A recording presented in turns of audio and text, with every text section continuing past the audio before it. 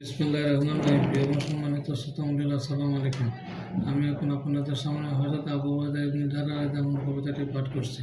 হযরত আবু উবাইদা ইবনে জাররাহ রাদিয়াল্লাহু আনহু হযরত আবু উবাইদা ইবনে জাররাহ রাদিয়াল্লাহু আনহু ছিলেন রাসূল সাল্লাল্লাহু আলাইহি ওয়াসাল্লামের বিশিষ্ট সাহাবী, যিনি উম্মতের বিশ্বস্ত অর্থাৎ আমিনুল উম্মাহ উপাধি লাভ করেন এবং জান্নাতের সুসংবাদপ্রাপ্ত 10 জনের একজন ছিলেন।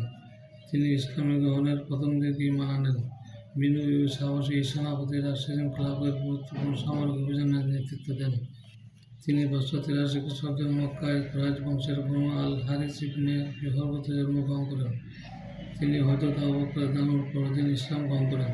তিনি ছিলেন উজ্জ্বল চেহারা, হালকা গড়ন, তীক্ষ্ণ মেধাবী, বিনয়ী ও লাজুক প্রকৃতির। সংকটকালে তিনি সিংহের মতো দৃঢ়তা প্রদর্শন করিতেন এবং বদর সহ বিভিন্ন দৃঢ়তা দেখান।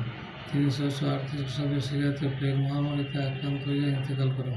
তথ্যসূত্র প্রিয় এবং সম্মানিত শ্রোতামণ্ডলী, পরিশেষে আমি আপনাদেরকে আবারও সালাম জানিয়ে আমি আমার কবিতা পাঠ এখানে শেষ করছি। আসসালামু আলাইকুম ওয়া রাহমাতুল্লাহি ওয়া বারাকাতুহু।